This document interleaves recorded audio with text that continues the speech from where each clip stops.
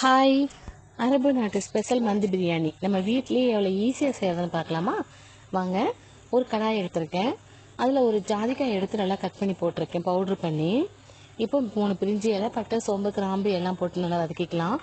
அங்கே நமக்கு கருப்பு லெமன் யூஸ் பண்ணுவாங்க, நம்மகிட்ட இல்லை. அதனால் நம்ம வீட்டில் இருக்க லெமன் தோல் எடுத்து நல்லா வதக்கி ஆற வச்சு அரைச்சிக்கலாம்.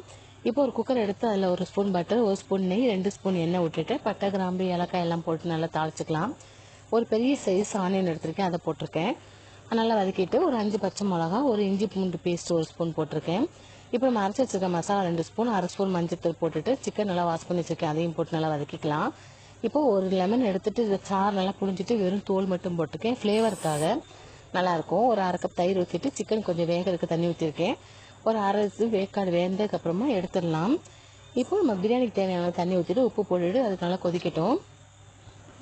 இப்போ நம்ம அரைச்சி வச்சிருக்க மசாலா 1 ஸ்பூன், 1 ஸ்பூன் மிளகாய்த்தூள், ஒரு அரை ஸ்பூன் மஞ்சத்தூள், இஞ்சி பூண்டு பேஸ்ட் கொஞ்சம், தயிர் கொஞ்சம் போட்டுட்டு நம்ம வாசனைக்காக 1 ஸ்பூன் கஸ்தூரி மேத்தி போட்டிருக்கேன். இப்போ நல்லா சிக்கனை நல்லா மேரினேட் பண்ணி வச்சுக்கலாம். இப்போ நல்லா ஊறட்டும், அதனால் தவா ஃப்ரை பண்ணி வச்சுக்கலாம். இப்போ தண்ணி கொதிச்சிருச்சு, அரிசி போட்டுடலாம். அரிசி போட்டுட்டு நல்லா ஒரு அரை பக்கம் வேகட்டும். இப்போ அதுக்குள்ளே நம்ம சிக்கனையும் நல்லா பொரிச்சிட்டு வந்துடலாம்.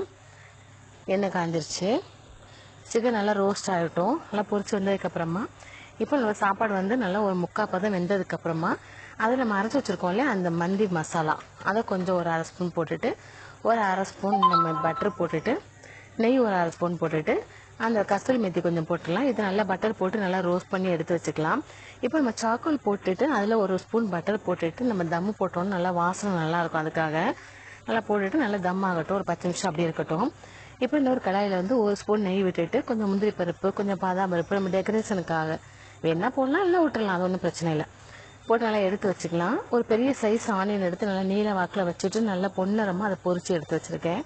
ஃப்ளேவர் செம்மையாக இருக்கும், இந்த மாதிரி செஞ்சு பாருங்கள்.